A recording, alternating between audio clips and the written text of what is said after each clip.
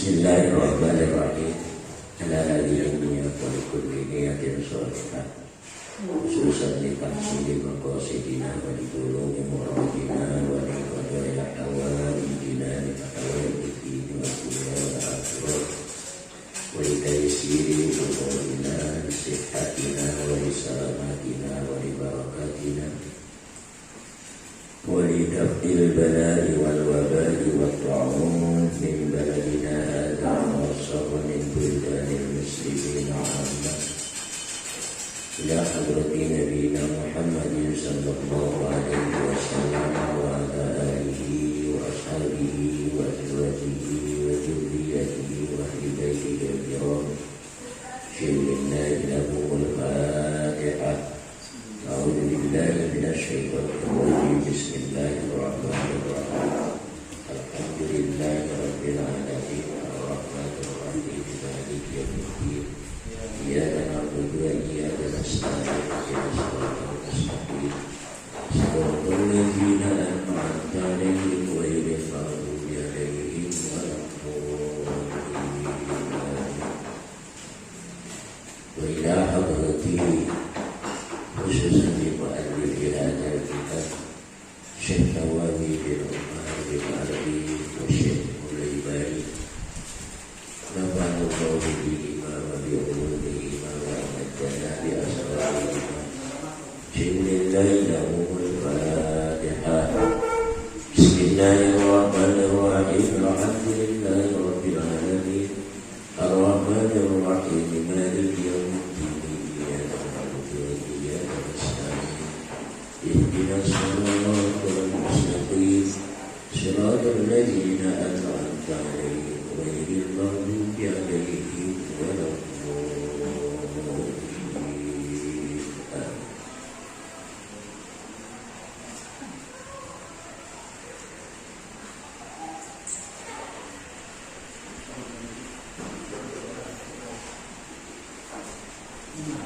Sampai mana Kak?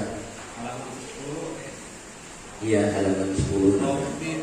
Rabi. Sip.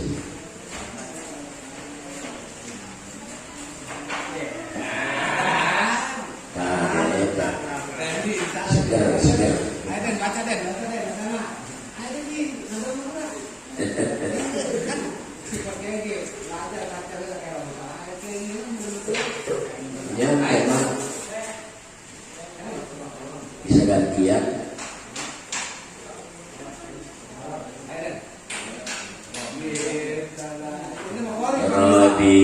Tasabbat adihum samawalimi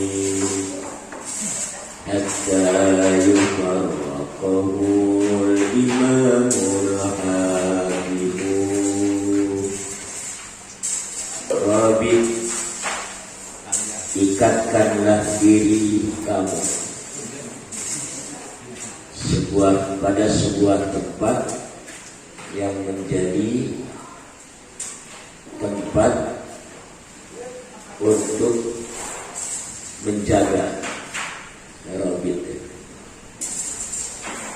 Robit ikatkanlah dirimu pada sebuah tempat, di mana tempat tersebut adalah sebagai tempat untuk berjaga-jaga, bisa dari musuh, bisa dari para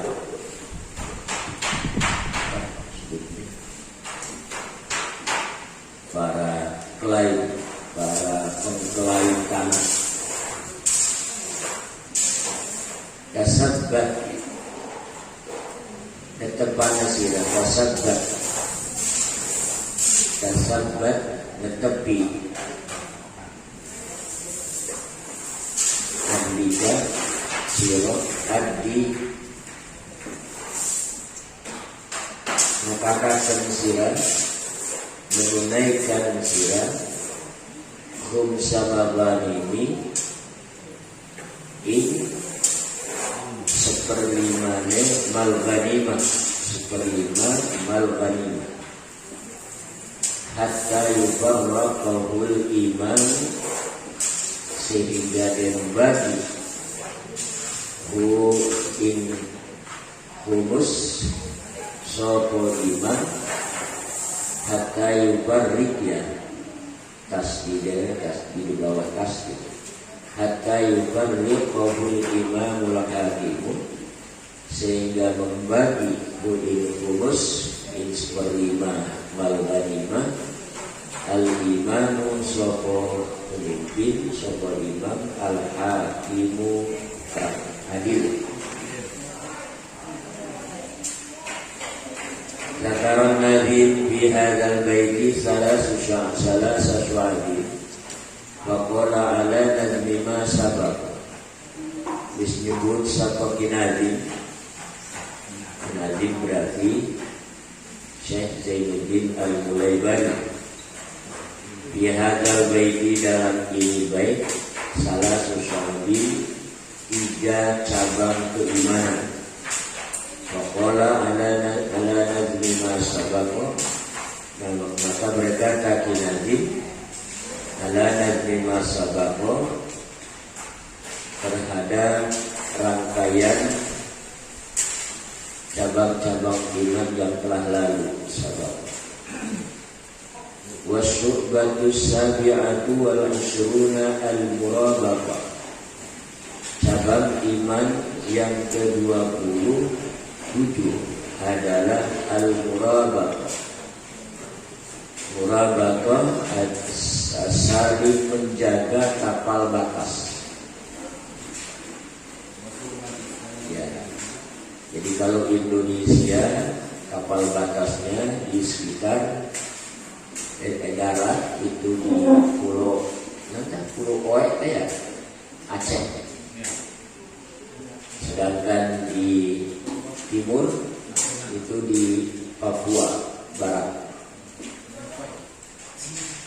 itu darat gitu.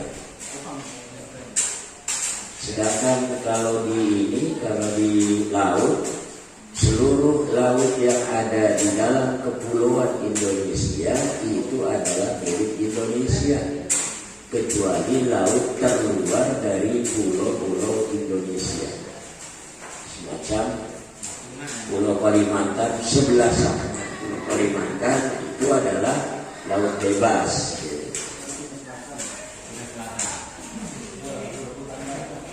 Ini termasuk kapal batas antara Malaysia dengan Brunei dengan Indonesia.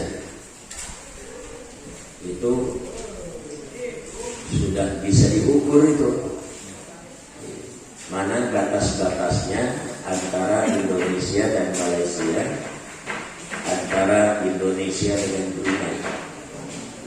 Malah Pulau Kucing itu kan nempel ya di Sulawesi Sumatera. Pulau Kucing itu Kalimantan ya.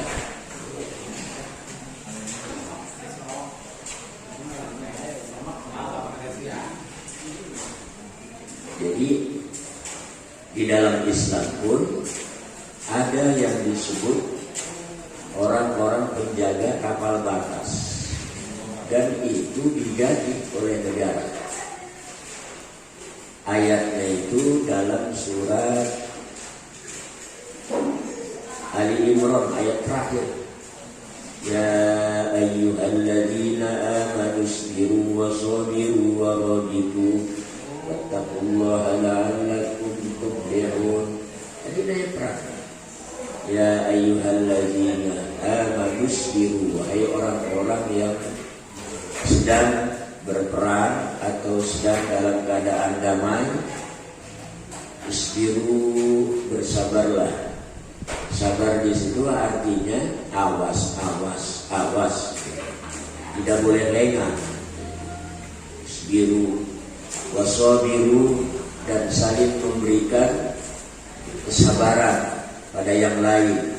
Artinya menularkan mental kesabaran pada orang-orang lain, sehingga orang-orang yang sedang menghadapi masa damai, apalagi menghadapi masa perang ini, supaya mental mereka itu tetap terjaga dalam satu tujuan.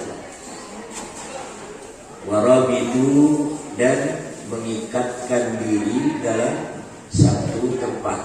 Maksudnya tidak boleh ada ketika ada perang dilarang atau tidak boleh ada yang membelot.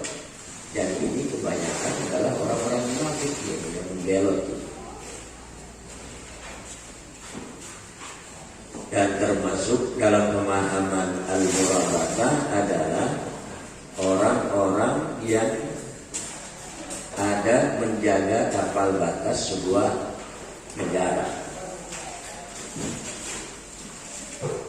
Wahia mulazamatul mahalli alladzi bainal muslimina wal kuffar. Murabatah itu adalah mulazamatul halli, menempati, kewajiban menempati tempat, kewajiban menetapi tempat alladzi yang bainal muslimina wal kuffar, yang berdampingan antara orang Islam dan orang kafir. Dalam satu arena, dalam satu area tanah di mana ada orang komunitas orang-orang Islam dan komunitas orang-orang kafir. Nah, itu harus jelas itu garis demarkasinya. Apa tujuannya? Liharasatil muslimina, karena menjaga orang-orang Islam. Walawit tahazahu watan, meskipun ittakhadahu watan, menjadikan seseorang pada mahal tersebut watan sebagai negeri, sebuah negeri punya pada mahal.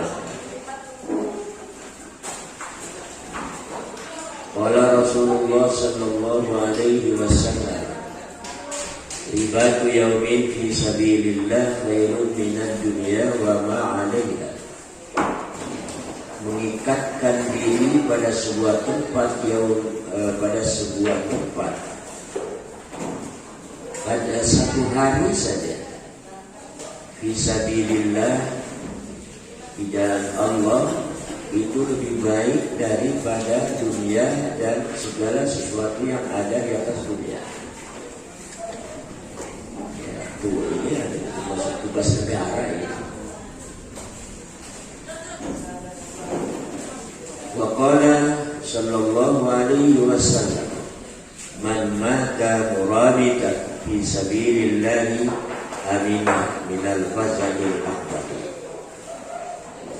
Waqala, dan berkata Rasulullah SAW, man mata, barang siapa yang mati, seseorang murabitan, keadaan dia murabitan, mengikatkan diri berada di sebuah tapal batas fisabilillah, dalam jalan Allah. Artinya itu menjaga kepentingan negeri Islam dan orang Islam. Amina, maka dia aman minal fazail akbari, dari kiamat.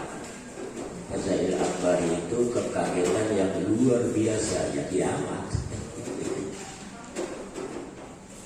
Wa huwa ayyub maro bihi ilan nari. Wa huwa, dan dia amun minal fazail akbar, ayyub maro bihi ilan nari, diperintahkan bihi, dengan seseorang, ilan nari, ke neraka.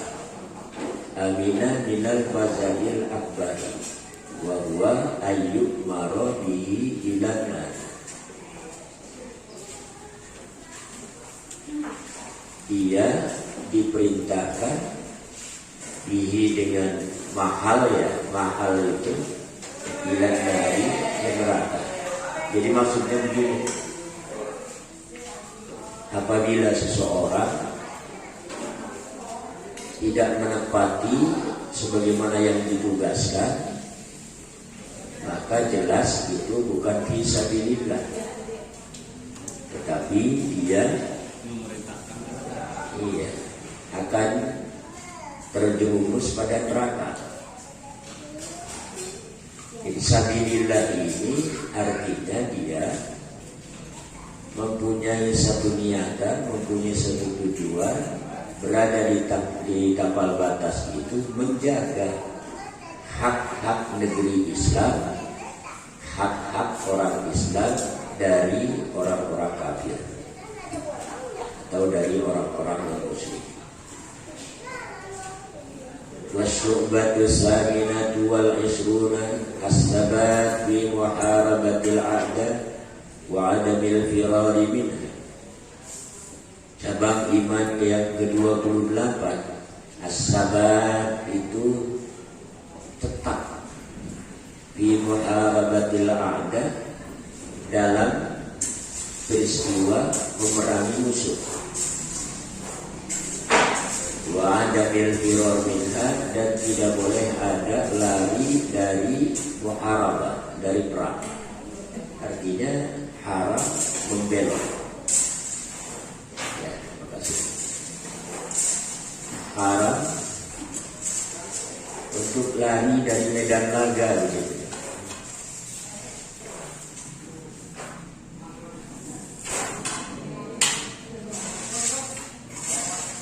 Wallahu ta'ala ya ayyuhalladzina amanu idza laqitum fi'atan fasbutu wadhkurullaha katsiran la'allakum tuflihun. Berfirman Allah Ta'ala, ya ayyuhalladzina, wahai orang-orang yang beriman, idza laqitum fi'atain, tatkala lapa itu boleh, tatkala kamu bertemu fi'atan pada sekelompok orang, maksudnya musuh ini fi'atan, wasbutu, maka tetaplah, jangan lari, sebab kalau lari satu orang saja berbahaya pada yang lain, membuat orang lain pun akhirnya ikut-ikutan. Iya. Maka haram hukumnya, dan samping haram yaitu menghantarkan dirinya masuk ke neraka.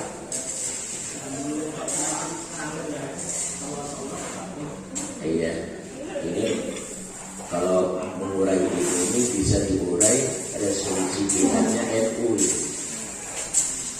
Resolusi jihad NU itu bagi orang-orang orang-orang Islam yang ada radius 94 km, wajib hukumnya untuk berperang melawan tentara Inggris itu.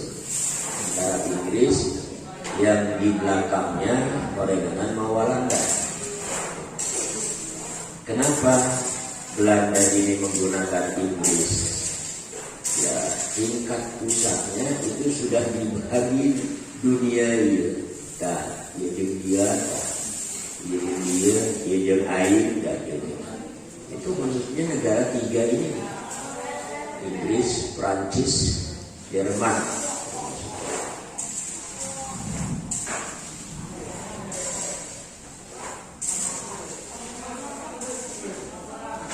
Sehingga pada saat itu apabila dalam resolusi jihad ini, apabila ada yang membelot, maka hukumnya halal darahnya. Sehingga elit terkenal dengan area-area Surabaya. Dan Jenderal Malabi itu dibomnya, digranatnya oleh seorang santri beliau.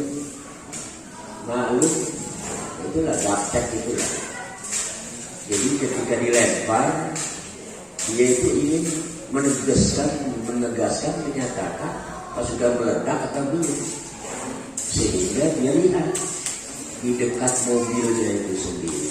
Nah, begitu meledak, ya mobil pun hancur dan Jenderal Malali juga mati, dia juga mati. Karena apa? Terkena ledakan granat itu. Ya dasar santri lah lugu gitu. Bukannya lari, malah dia mencoba apa meledak apa belum. Emang dikira petasan kali ya.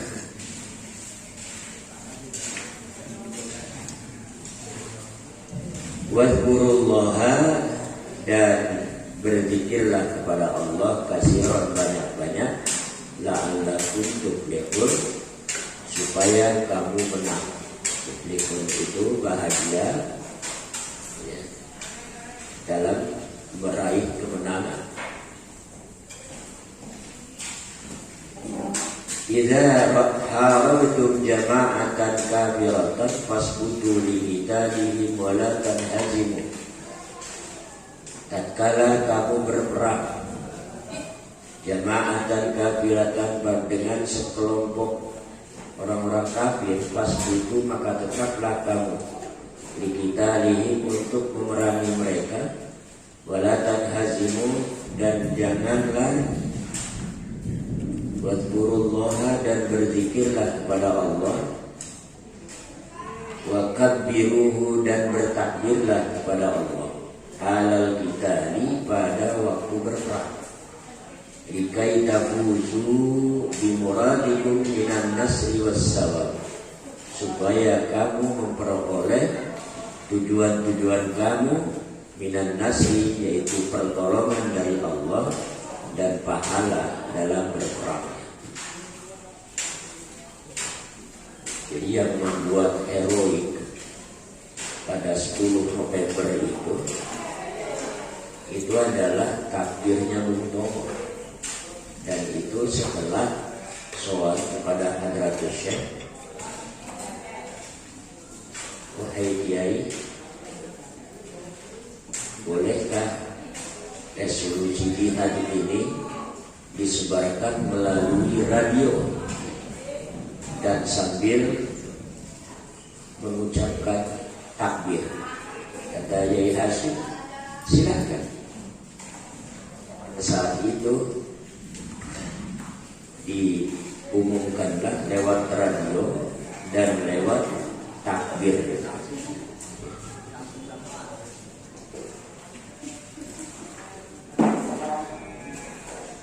Emang iya ya, takbir itu pada momen-momen tertentu memang menggetarkan jiwa ya, tetapi takbir sekarang itu ya takbir bayaran, jadi susah. Allahu Akbar 20.000.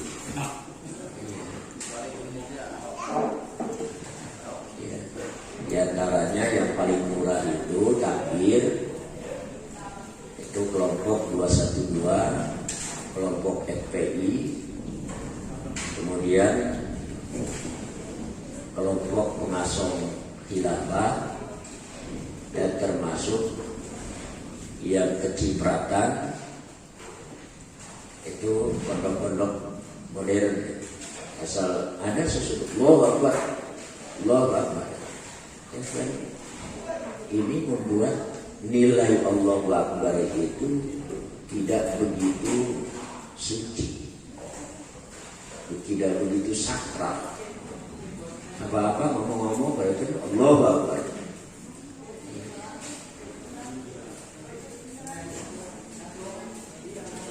Jadi perasaan kita mendengar Allahu Akbar itu hambar sekali. Karena mungkin lahir dari hati yang memang tidak ikhlas. Bandingkan dengan Allahu Akbar-nya saat orang itu azan, Allahu Akbar, Allahu Akbar, kita sedang merenung. Allahu Akbar lintasan itu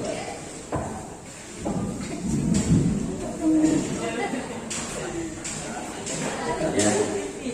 hal-hal yang sakral itu jangan terlalu diobral, karena kalau diobral itu tidak lagi sakral, tidak lagi menyeruak pada kejiwaan seseorang.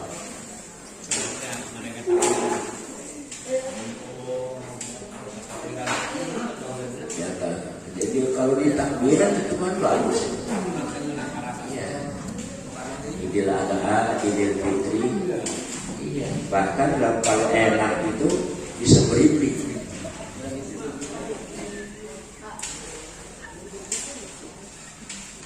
Wasnobatul kasyatu wal isruna ada khumsil ghanimati ilal imami au najibi. Cabang iman yang ke-29 ada khumsil ghanimati, menyampaikan, membagi khumsil ghanimati, menyampaikan 1/5 dari harta rampasan perang ilal imami, kepada imam.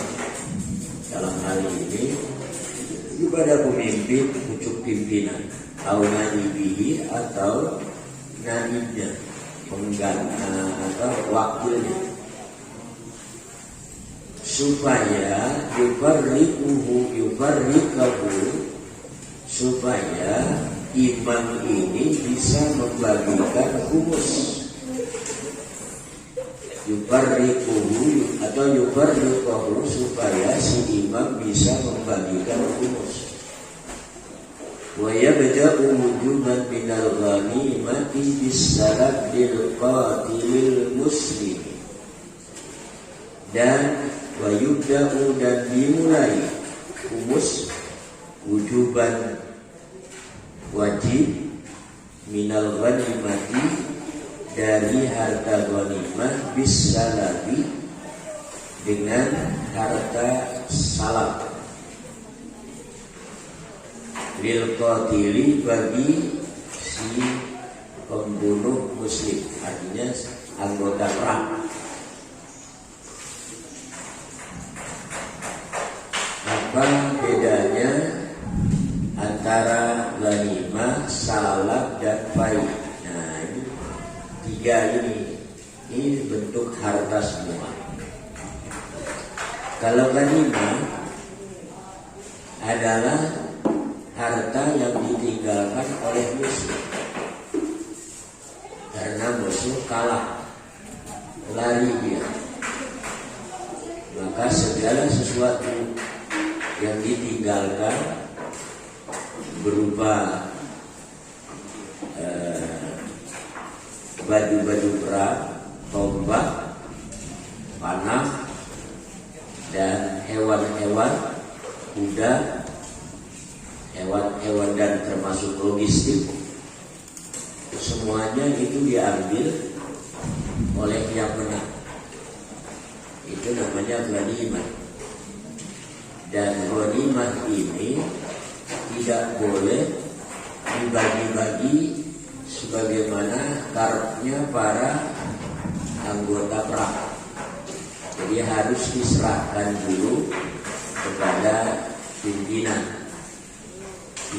nanti kepada presidennya. Dalam hal ini waktu dulu itu kepada Nabi Muhammad SAW. Di dalam surat apa itu?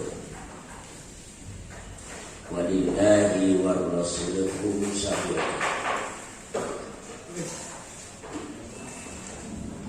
Kemudian fai. Kalau fai itu adalah harta yang ditinggalkan oleh orang-orang non-muslim, akan tetapi bukan dalam peristiwa perang. Bukan dalam peristiwa perang. Dan ini banyak yang salah menafsirkan. Non-muslim yang dia itu terkena kewajiban untuk diperangi, tetapi tidak perang. Dia sudah meninggalkan tempatnya masing-masing. Nah itu boleh diambil hartanya, disebut malpai. Harta pai, harta peninggalan orang-orang non-muslim bukan dengan melalui perang. Sekarang ada pemahaman, ini termasuk yang paham-paham penerapan syariat Islam, bahwa harta orang-orang non-muslim seperti harta orang-orang Cina itu dianggap malpai. Itu sudah boleh itu diambil. Ya. Dan itu salah gitu.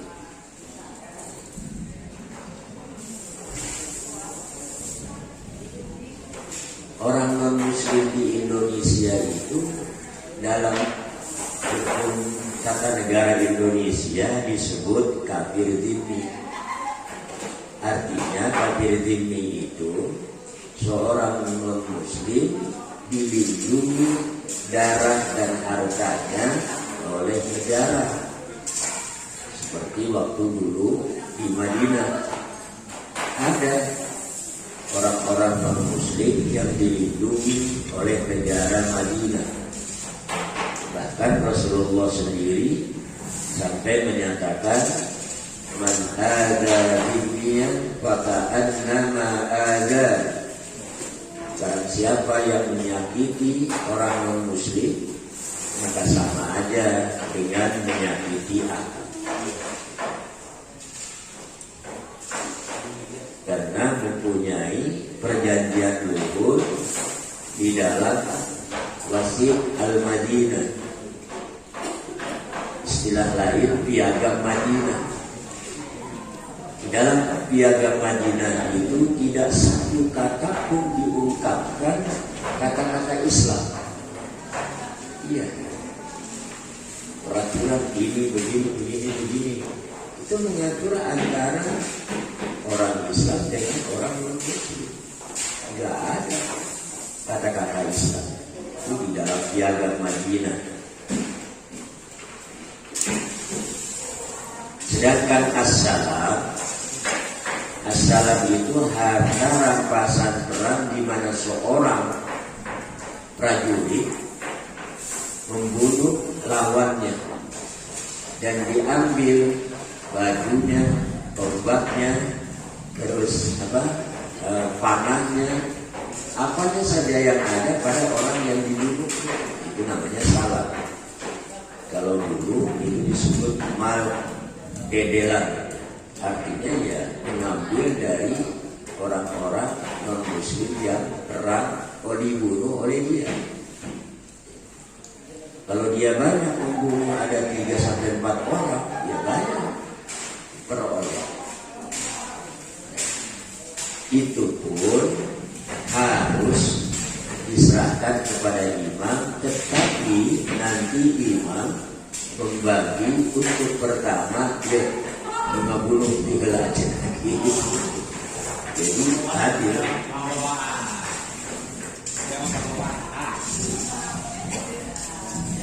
Summa yuqammasu baqiya. Kemudian dibagi 1/5 bagi bagiuha, harta yang tersisa. Bagiuha, harta yang tersisa, baik ghanimah maupun salam. Wa arba'atu akhmasihi liman hadaral wi'ata biniyatil qital. Maka 4/5 harta, 4/5 harta berarti 25 ya? Berapa? 25. Liman hadaral wi'ata biniyatil qitali, bagi orang yang hadir kontak langsung pada peristiwa perang dengan niat perang. Wi'ah itu pada peristiwa langsung di medan laga, tapi biniyatil qital. Memang ada yang tidak niat qital, banyak. Itu orang-orang munafik.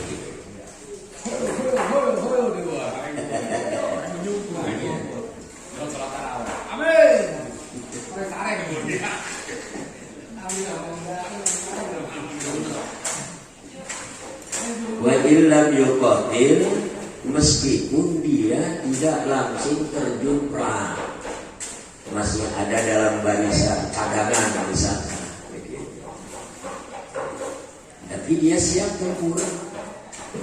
Karena dulu itu perangnya itu dibagi, barisan ini maju, ini nanti kalau sudah misalnya musuh terdesak, ini belum duitnya, musuh pasti akan mengeluarkan barisan tentara lagi, maka ini barisannya yang belum dipakai ini dikeluarkan lagi. Begitu. Sebab dulu itu ya perang tanding, kayak perang dalam itu, dalam film Mahabharata. Iya, itu perang tanding gitu. Nah, kalau sekarang ini bukan perang tanding. Siapa yang mampu menumbangkan musuh, maka dialah yang patut mendapat penghargaan. Dan di dalam perang itu berbohong ternyata boleh. Iya, mengatur strategi untuk berbohong, mengecoh lawan itu boleh.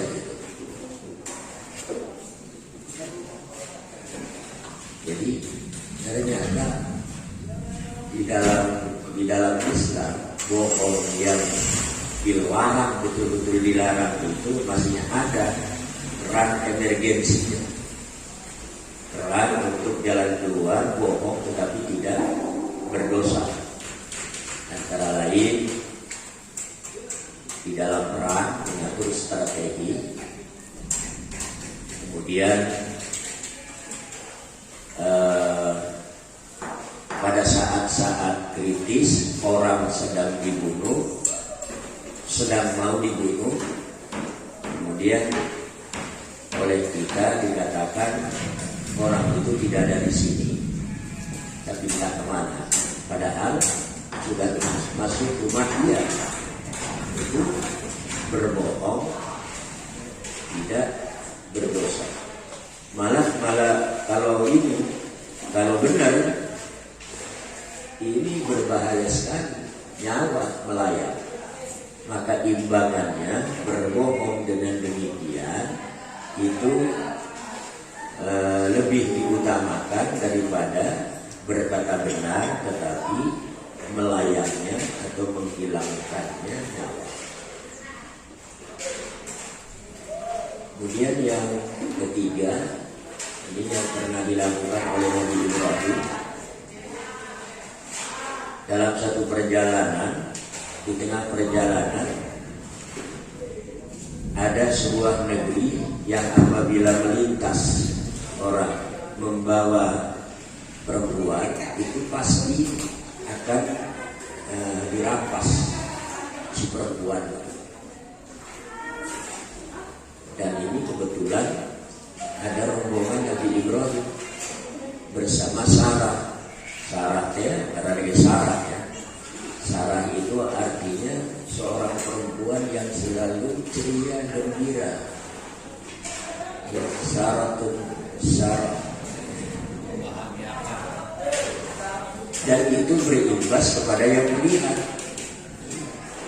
Jadi kalau dia selalu gembira, kemudian berimbas kepada yang melihat. Yang melihat pun selalu gembira. Itu watak Sarah ya. Pas di tapal jaga itu kemudian ditahan Nabi Ibrahim. Kemudian ditanya Nabi Ibrahim itu oleh si pengawal raja kecil ya. Siapa dia? Apanya dia? Jadi kalau aku sebagai istrinya udah nggak selamat itu. Ya, nggak selamat. Pasti untuk menjadi santapan mereka. Tapi kalau masih saudara itu selamat. Dan Nabi Ibrahim ketika ditanya siapa dia, itu saudariku. Padahal istri untuk menyelamatkan Sarah itu sendiri. Tapi berhubung tadi deh ya, Sarah itu wataknya demikian. Seorang perempuan yang selalu ceria dan berimbas kepada yang melihatnya. Gelis ketika sudah nggak bisa, nggak boleh dilepaskan. Meskipun berbohong pada saat itu, saudaraku, bukan dia istrinya. Nabi Ibrahim menyatakan saudaraku itu adalah saudara se-Islam. Memang benar, saudara se-Islam.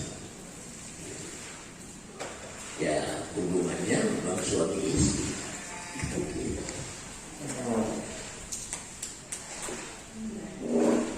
Dan yang keempat, ini bagi orang-orang yang nyandung ini.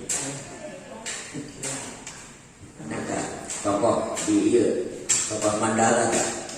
Isi. Jadi kenapa ada uang di lepitan-lepitan peci di dalam kaos kaki? Itu berbohong itu.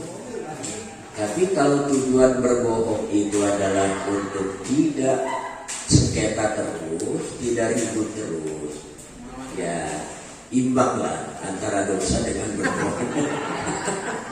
Iya, imbang. Jadi the bohong tembel gitu. Tapi insya Allah nggak ada yang banyak bohongnya. Sebab kalau pengen tahu orang yang banyak bohongnya itu, lihat orang yang nyandung. Lebih kata bohongnya.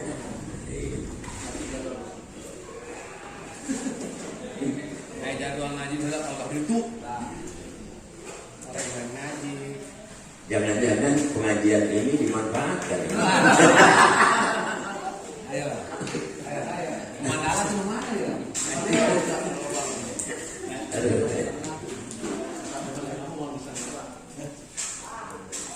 Walil juyusi, dan bagi tentara-tentara cadangan. Wa illam tashhadaha meskipun mereka para juyus itu tidak menghadiri, tidak menyaksikan wiqah, peristiwa perangnya. Ya, model Indonesia begini.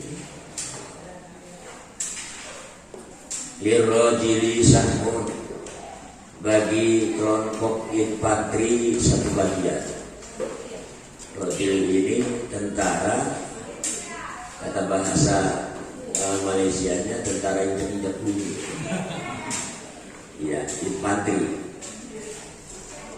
Walil farisi sahmani, dan bagi tentara berkuda dua bagian mendapat.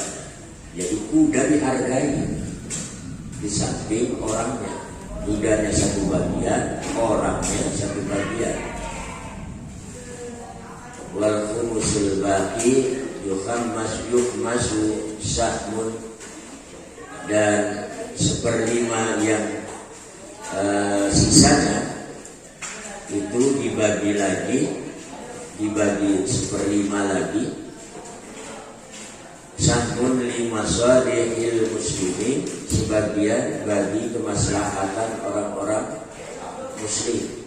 Kasat disuhuri, seperti menutup, menjaga di kapal batas. Satu suhur itu di kapal batas. Wa ibaratil husuni, dan orang-orang pengelola gedung-gedung. Khusus gedung-gedung yang ada di kapal batas ini maksudnya ini. Jadi pengisi gedung-gedung yang berada di kapal batas. Ya, benteng-benteng maksudnya itu.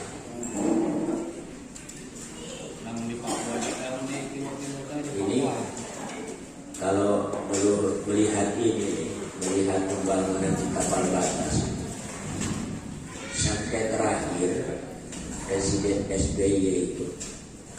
ini masih belum, ini informasinya masih belum seberapa, masih tertinggal jauh sekali.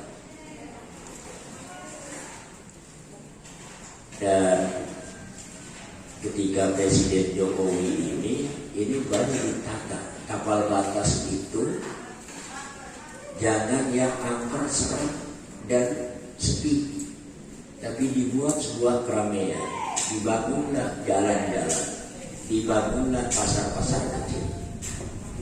Iya, seperti di Papua itu sendiri. Sehingga antara di sini Papua dengan Papua Nugini itu ya kelihatan, dan itu bagus-bagus bangunannya. Waktu ada kira-kira berapa ya, 2 tahun atau 3 tahun kita ke sana.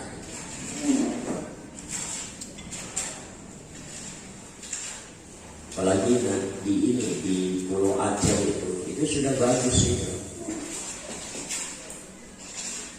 Dan kalau di perbatasan antara Malaysia itu ada sekitar beberapa pulau yang diklaim oleh Malaysia. Akibat apa? Karena tidak ada penghuni. Sehingga tidak ada penghuni, akhirnya dicampur ini. Akhirnya itu dimasuk dalam peradilan internasional. Padahal di Islam itu sudah demikian bagus. Orang-orang yang menduduki benteng-benteng di tapal batas itu juga harus digaji dari humus itu sendiri. Summa arzakul qudati wal ulama'i wal a'immati wal mu'adzinin. Kemudian kemudian beberapa rezeki para hakim, para ulama, para imam-imam. Sholat ini bukan imam mujtahid, para orang-orang yang azan di masjid. Seperti ini nih, kalau di negara-negara Arab sudah mulai dijalankan. Wasamin dan lidawil kurban, dan sebagian lagi dari yang humus itu bagi kelompok zawil kurban, yaitu keluarga dekatnya Nabi Sallallahu Alaihi Wasallam. Wahum Banu Hashim, mereka itu adalah keturunan Bani Hashim. Wa Banul Muttalib, dan keturunan Muttalib. Lidzakari mislu hadzil unsayain, tetap berlaku yang waris itu berlaku pula dalam pembagian humus. Bagi laki-laki itu bagian 2 kali perempuan. Lidzakari mislu hadzil unsayain, bagi seorang laki-laki adalah seperti bagian 2 perempuan.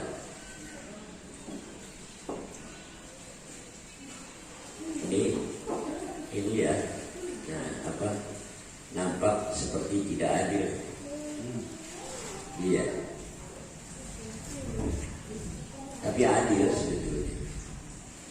Sebab ini dalam struktur waris, meskipun wanita itu cuma 1 bagian dibanding dengan laki-laki, tapi 1 bagian wanita itu utuh. Iya, utuh. Misalnya dia kebagian 25 perak, dia utuh 25 perak.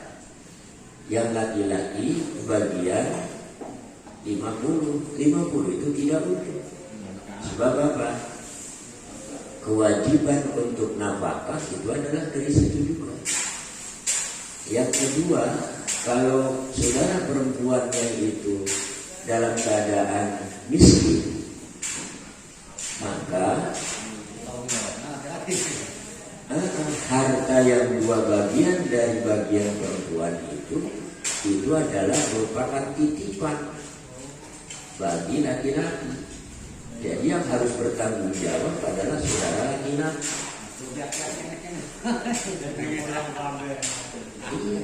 Akhirnya apa? Ya, wanita, laki-laki itu cuma 1 bagian, bukan 2 bagian dari kaum perempuan. Tetapi pengamalan di kita, kalau sudah mendapatkan 2 bagian, kita enjoy ya, di bawah kabeh. Iya.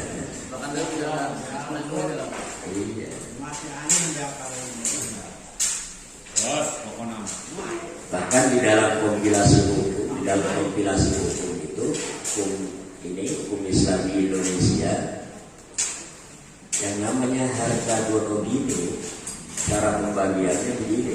Ini harus tahu nih. Misalnya tahun pertama menikah, sekitar 25 tahun atau 30 tahun berikutnya dia meninggal. Siapanya? Apakah suaminya, apakah istrinya? Cara membaginya itu harta guna kaya dari rumah tangga awal sampai terakhir mati salah satunya, itu dibagi 2 dulu. Kalau misalnya ada sekitar 200 juta misalnya, maka dibagi 2, 100 juta. 100 juta itu bagi suami atau istri yang masih hidup.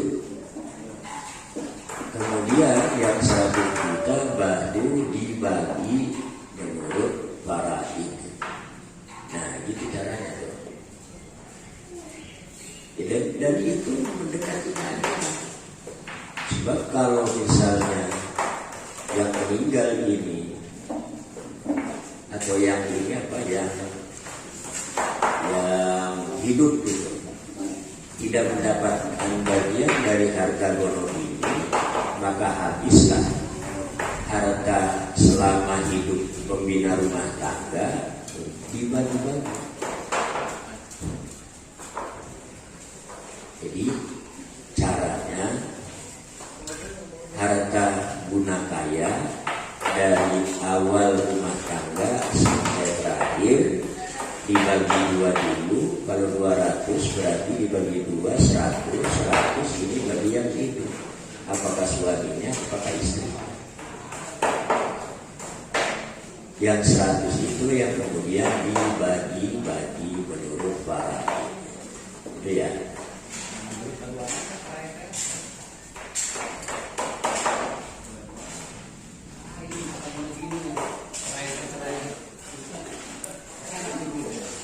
Kalau cerai ya itu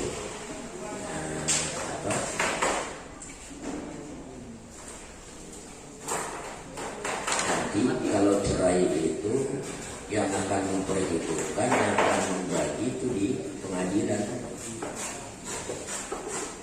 yaitu dibagi 2 dulu, dapat berapa. Misalnya ada kekayaan sekitar 50 juta, kekayaan bersama-sama ketika berumah tangga. Ketika bercerai, maka kekayaan itu akan dibagi 2. Karena itu kalau gak ada warisan kan, masih hidup. Tinggal kalau seorang perempuan itu ditinggalkan oleh suaminya, sedangkan suaminya itu masih mempunyai kewajiban untuk memberikan nafkah, hitung aja dari situ. Jadi awalnya dibagi 2, setelah dibagi 2 ada berapa bulan dia ditinggalkan, itu dalam 1 bulan misalnya kewajibannya berapa, karena ada anak, tinggal itu aja, itu bisa habis itu bagian laki-laki. Iya.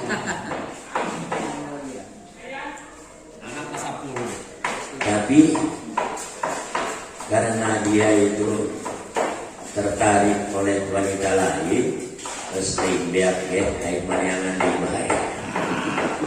Beres. Kayak anak angel gitu itu.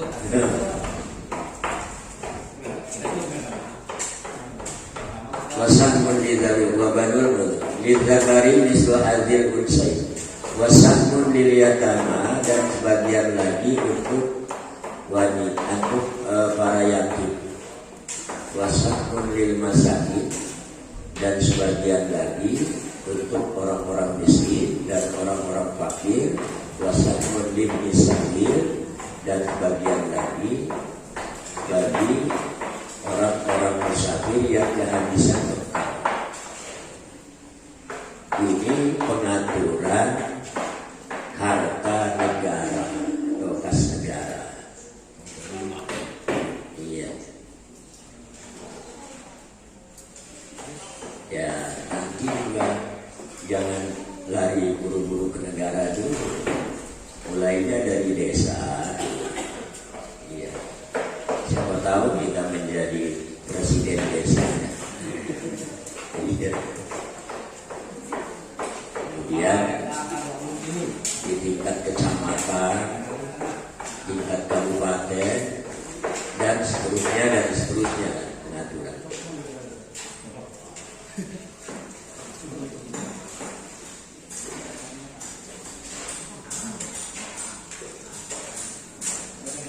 Qala Nazim, berkata Nazim, wa'tik wa kabbir awfi bil wadi syuran wa fa'al lisanaka summa barjakata wa namu. Ini sedikit aja. Wa'tik, dan merdekakanlah hamba sahaya. Wa kabbir, dan buatlah kifarat. Artinya bayarlah kifarat. Kifarat itu denda. Aufi bil wa'di, tunaikanlah, penuhilah janji-janji. Usyuron, bersyukurlah kamu sekali. Wahfad lisanaka, peliharalah lisanmu. Summa farjaka, kemudian farjimu, kemaluanmu. Tagnamu, maka kamu pasti mendapatkan keuntungan. Zakaron Nazim fi hadzal baiti sitta syu'abin, disebut sahabat Nazim di dalam iki bait sitta syu'abin, ada 6 cabang keimanan. Wa yuqalu ala nazmi ma sabaqa, maka dikatakan bait ini merangkai atas rangkaian bait-bait yang telah lalu, itu cabang-cabang iman yang telah lalu. Wa syu'batus salasuna itqur raqabatil mu'minati walau bitaba'iyatin li asli au darin au salaha au sabi. Cabang iman yang ke-30 adalah memerdekakan hamba sahaya yang mukmin. Walau bitabi'iyatin, meskipun hamba sahaya yang merupakan ikutan li aslin, bagi asalnya, bagi orang tuanya. Audari, atau di rumah atau di sebuah negeri. Ausabin, salat sabin apa? Ausabin, atau disandra. Iya, diboyong, sandra. Jadi maksudnya begini, kita nih ikut perang, kalah sebuah negeri, maka maka segala sesuatu harta yang ada di negeri itu adalah hak milik yang menang, termasuk wanita-wanitanya. Itu banyak diantaranya yang dibagi, ini buat saya, ini buat saya, ini buat saya. Nah, pada saat itu Allah dalam dalam Al-Quran, dalam firman-Nya, setiap kali ada pelanggaran kecil pun adalah untuk membebaskan hamba sahaya. Karena maksud daripada Islam itu adalah meniadakan perbudakan. Itu maksud atau tujuan dari Islam datang itu, meniadakan perbudakan. Sehingga setiap kali pelanggaran, baik pelanggaran ibadah maupun pelanggaran sumpah, itu dikaitkan dengan muraqabah, memerdekakan hamba sahaya. Satu. Atau ikutan, misalnya ada seseorang yang masuk Islam, dia punya hamba sahaya, ada 3, ada 4, itu kan ikut dia masuk Islam loh. Maka dia pun disuruh untuk memerdekakan hamba sahaya itu, menjadi orang merdeka. Para sahabat ini banyak yang kemudian hamba sahaya yang dimerdekakan itu menjadi maula, menjadi saudara dalam Islam, bukan lagi hamba sahaya dan majikan. Atau misalnya dia menguasai dalam berperang pada sebuah negeri dan menguasai rumah. Di rumah itu kebetulan ada hamba-hamba sahaya, termasuk isi rumahnya itu, si pemilik rumahnya masuk Islam. Atau yang ketiga, dapat menang perang, dia memboyong hamba sahaya, dan hamba sahaya yang diboyong itu diperintahkan untuk dimerdekakan.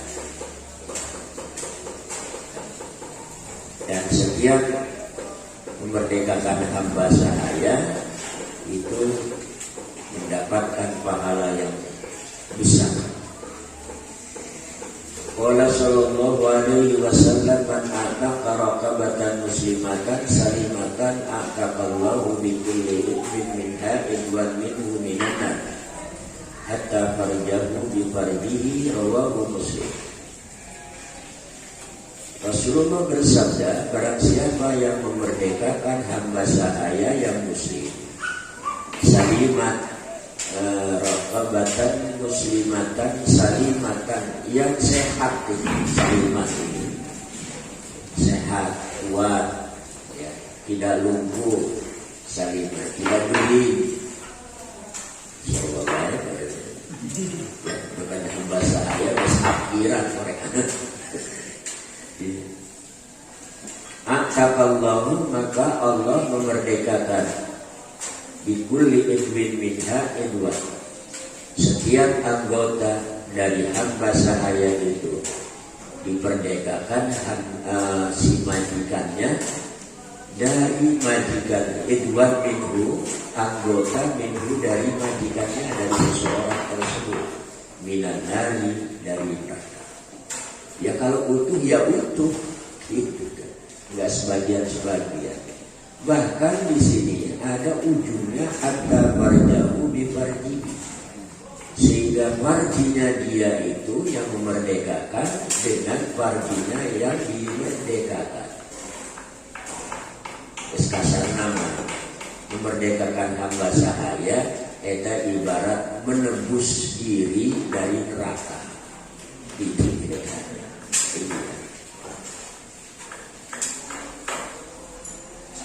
Rawahu Muslim, hadis diriwayatkan oleh Imam Muslim. Wasyahbatul hadiyatu wassalasuna, wallahu a'lam bishawab.